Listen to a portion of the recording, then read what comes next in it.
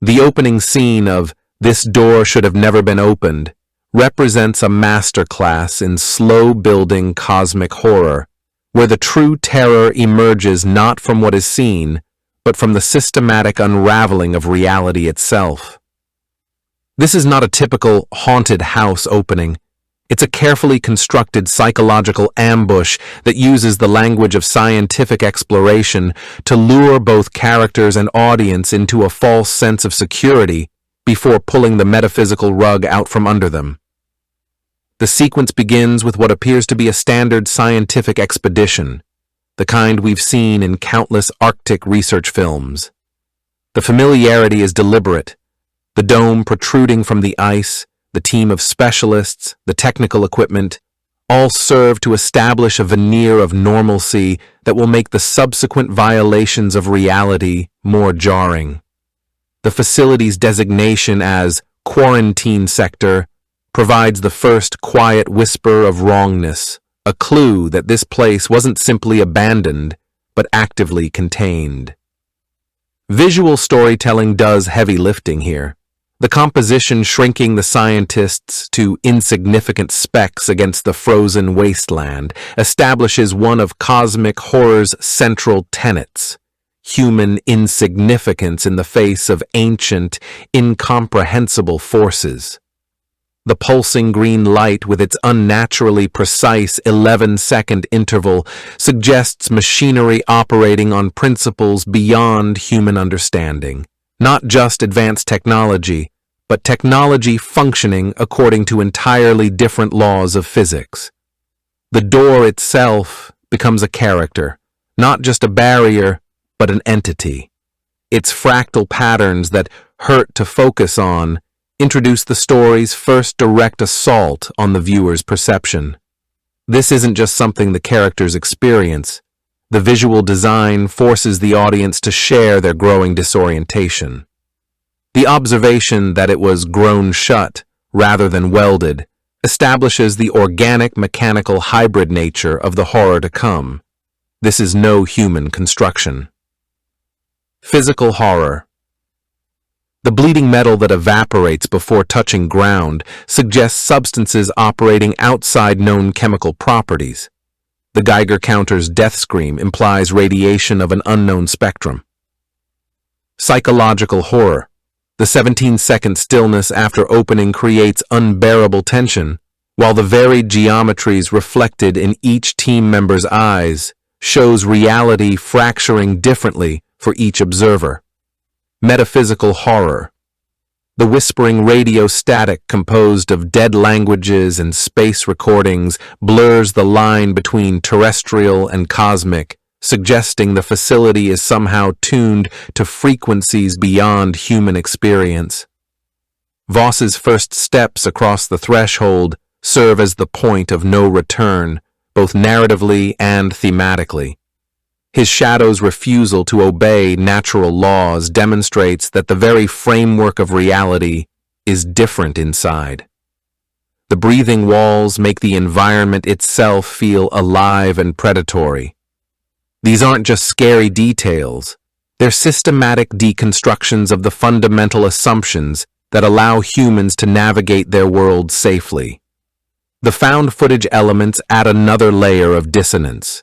The security footage showing the team's 37-minute catatonia creates disturbing questions. What happened to them in that missing time? Why don't they remember? The vomit that isn't blood suggests their bodies are already changing in ways they can't perceive. Audio design becomes a character here. The backmasked Sumerian mixed with Saturn's radio emissions creates aural uncanniness, sounds that feel almost recognizable but fatally wrong. The 9 Hz infrasound works on a primal level, bypassing conscious thought to trigger instinctive dread. The slowed-down scream as the door breathes is particularly insidious. The audience feels the wrongness before understanding it. The reveal of the 6-fingered handprints serves multiple purposes. It confirms the facility's non-human origins, suggests previous victims, and, most chillingly, implies something is still active inside when the fresh print appears. This isn't an archaeological dig, it's walking into the lair of something that may still be very much awake. What makes this opening so effective is how it weaponizes the scientific method against itself. Every tool the team uses to understand their environment, cameras, Geiger counters, their own senses, either fails or betrays them. The horror grows from the realization that human technology and perception are hopelessly inadequate to comprehend what they found. By the scene's end, both characters and audience understand at a visceral level that some doors should remain closed, not because of what they keep out, but because of what they keep in. This is horror of the unknowable, where the greatest terror lies in the realization that the universe operates according to rules that human minds cannot, and perhaps should not, comprehend. The scene sets the stage for a story where Nowli. The second act plunges us into the belly of the unknown, where the rules of reality no longer apply. This is no ordinary descent. It is a carefully orchestrated unraveling, both of the environment and of the character's sanity. The corridor itself becomes an antagonist, its shifting geometry a physical manifestation of the horror that has been unleashed. The team moves forward, but with each step, the world around them becomes less stable. The walls are no longer static. They pulse with a slow, organic rhythm, as if the facility is alive. Bioluminescent fungi crawl along the surfaces in intricate fractal patterns, their glow casting eerie, shifting shadows. The light doesn't behave as it should. It bends unnaturally, pooling in corners that shouldn't exist, illuminating symbols that weren't there a moment before. Dr. Petrov, the team's biologist, is the first to truly break. He stops mid-stride, his breath ragged, his fingers twitching as he stares at his own hand. His skin ripples, as if something moves beneath it. Then, without warning, he vanishes. Not in a blur, but as if reality itself edited him out. For 3 agonizing minutes the team searches, their voices rising in panic. Then he reappears, embedded in the wall, his body fused with the structure. His screams are cut short as his jaw distends, stretching far beyond human limits, his bones audibly snapping and reforming in ways that defy anatomy. The others can only watch in horror. The deeper they go, the more the environment rebels against them. Gravity shifts without warning. One moment they walk normally, the next they're stumbling as the floor tilts sharply, then reverses. The murals on the walls depict beings that should not exist, humanoid figures with too many joints, their faces smooth and featureless, their hands outstretched as if to pull the viewer into their world. The images seem to shift when not looked at directly, rearranging themselves into new, more disturbing tableaus. Then comes the monolith. It dominates the chamber, a slab of obsidian that drinks in the light, rather than reflects it. The runes covering its surface writhe like insects trapped under glass, rearranging themselves into new configurations whenever observed. Those who dare touch it recoil instantly, their faces twisted in pain, not from physical injury, but from the sensation of something crawling through their minds. They hear a song, if it can be called that, a vibration that resonates in their teeth, their bones, their very DNA. It is beautiful and horrifying, and it lingers long after the sound itself has faded. Dr. Zhao, ever the scholar, deciphers another warning. The architects are dreaming, do not wake them. But Voss, his eyes alight with a manic fervor, only grips his equipment tighter. We go deeper, and so they do. Why this works? The environment as a character. The facility is no longer just a setting. It is alive, hostile, and actively working against them. Body horror with purpose.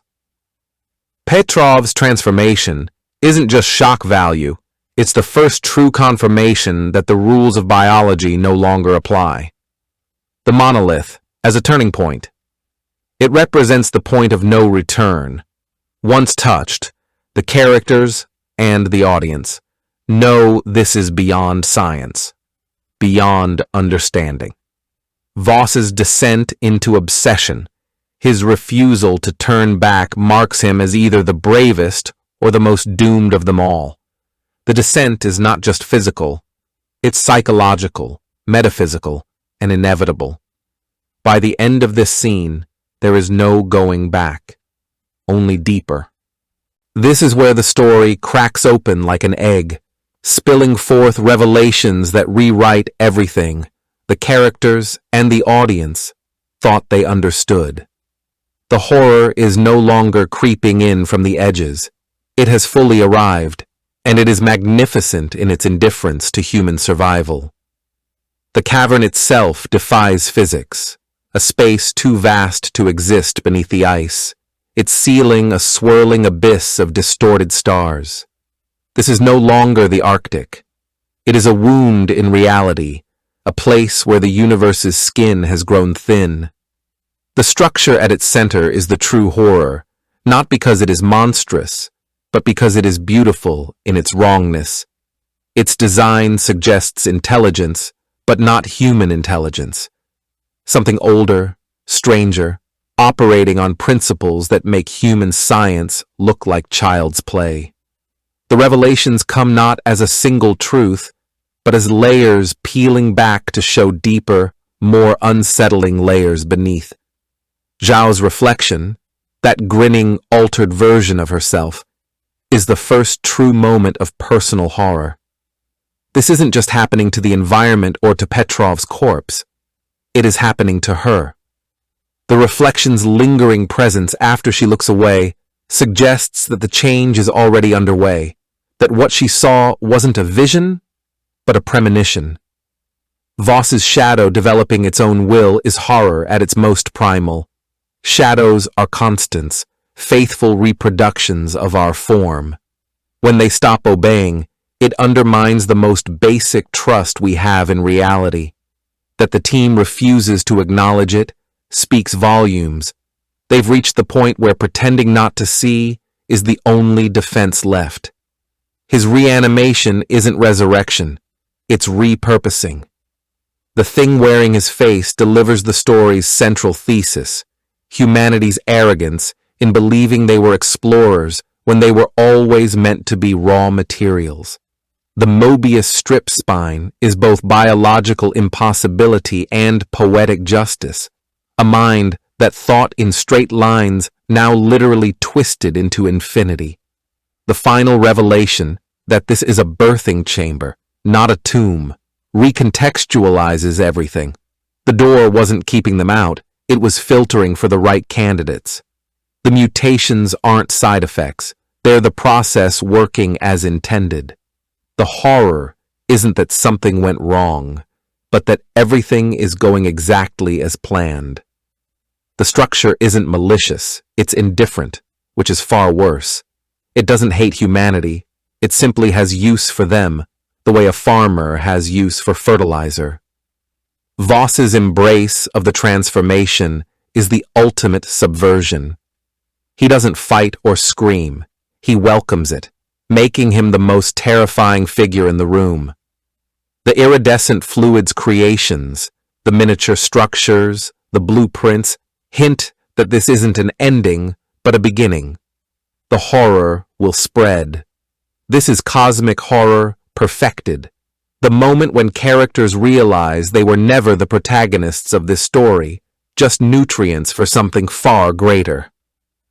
The scene doesn't just reveal the truth. It makes the audience wish they could unsee it. This climactic scene represents the final devastating transition from psychological horror to full-blown cosmic disintegration. What began as a scientific expedition has become a grotesque metamorphosis, where the very fabric of existence begins to fray at the seams. The facility is no longer merely haunted. It has become a living entity, a digestive system breaking down both matter and perception into their fundamental components. The horror here operates on multiple simultaneous levels, each more destabilizing than the last. Physical space becomes fluid, with architecture that breathes and shifts like a living organism. Time fractures into overlapping iterations, trapping the characters in recursive moments that gradually distort like a corrupted film reel. The team's bodily transformations are not random mutations, but poetic unravelings, each person's expertise and identity becoming the vector for their destruction. The security officer who sought control now embodies the infinite expanse of space. The engineer who worked with precise measurements becomes a living embodiment of unstable variables. What makes this descent so terrifying is its inevitability. Every action the characters took from the moment they breached the door has led them here, not as victims of circumstance, but as necessary components in a process far older and more complex than human understanding. The structure doesn't hate them. It consumes them with the same indifference as gravity pulls objects toward Earth. Their fear, their curiosity, their very attempts to comprehend what's happening to them, all of it nourishes the transformation. Voss's final moments crystallize the story's central theme, the fatal hubris of human comprehension.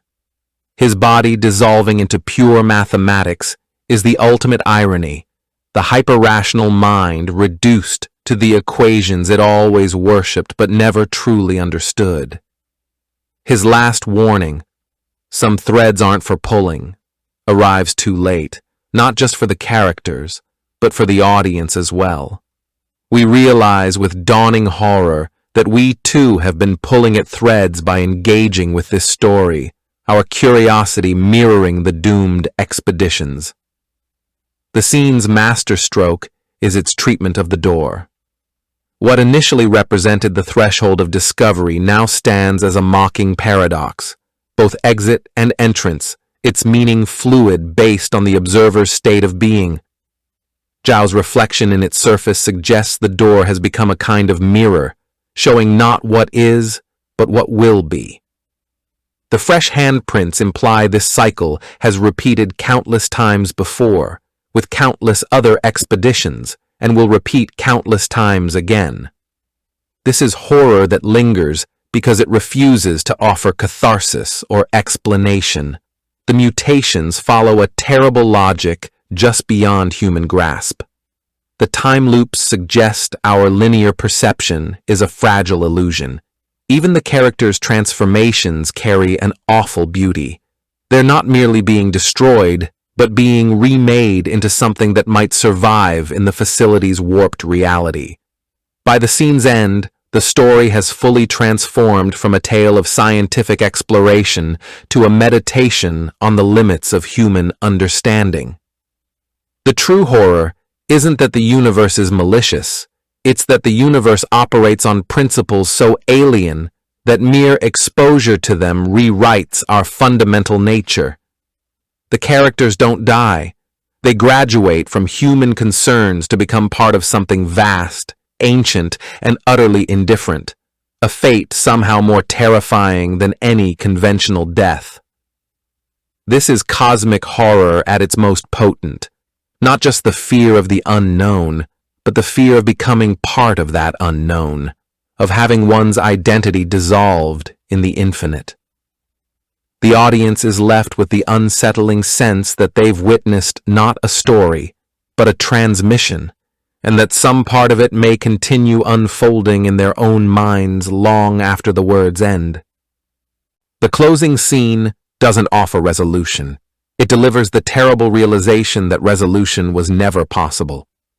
That door they worked so hard to open was never meant to be closed again, at least not by human hands. The threshold now pulses with a life of its own, its veins pumping that iridescent black fluid like a circulatory system. Those six-fingered handprints glow with eerie bioluminescence, not carved, but grown into the metal, suggesting this ritual has played out countless times before. Zhao's final moments at the door transcend mere hallucination. The visions she experiences are too precise, too interconnected to be simple madness. When she sees the infinite versions of herself, we understand this is no longer about one team's doomed expedition. It's about the facility's endless hunger across time and space. The images of infected cities collapsing into impossible geometries show this horror was never contained, only waiting. And the architects, not creatures, not gods, but fundamental forces wearing the mask of consciousness, stir not with malice, but with the inevitability of a glacier moving or a star collapsing. The breathing walls around her are no longer just disturbing background. They've become the facility's lungs, expanding and contracting as the structure completes its transformation. Voss's crystalline form dissolving into the whole isn't a death, but an assimilation. The others weren't killed. They were dismantled and repurposed with the clinical efficiency of an ecosystem breaking down nutrients. That final glimpse of her reflection in the black glass reveals the truth she's been avoiding. The change isn't coming. It already happened. The extra eyelids, the light-filled mouth. These aren't premonitions, but revelations of what she's already become. The door doesn't show the future. It shows what always was. When the massive shape moves in the darkness behind her, the genius is in what we don't see. No tentacles, no eyes, no familiar horror imagery, just scale and movement, and the terrifying understanding that whatever created this place is now awake and hungry. The exterior shot of the silent dome is where true dread sets in. That unbroken surface suggests the facility has reset itself, the door seamlessly healed like a wound closing. The returning green pulse confirms the nightmare continues. The cocoon isn't done. It's simply waiting for its next batch of nutrients to arrive, as unaware of their significance as we are of the microbes we consume. The final transmission's distorted voice raises horrifying questions. Is some fragmented consciousness of the team still alive inside? Has the facility learned to mimic them? Or is this just the last electrical spasm of dying equipment? Meaningless static we anthropomorphize because the human mind cannot accept meaningless endings. This is cosmic horror perfected, not just the fear of the unknown, but the realization that we were never important enough to be threatened in the first place. The door didn't close to keep us out. It closed because we were never more than temporary stimuli to something far older and more complex than our existence could comprehend. The cycle continues. The hunger remains. And somewhere, another team is already preparing their expedition, drawn to the Arctic by dreams they don't realize were planted there. The door waits. It always waits. Thanks for watching. If you enjoyed this video, hit that like button, subscribe, and ring the bell for more. Let me know your thoughts in the comments. I'd love to hear from you. See you in the next one. Bye for now.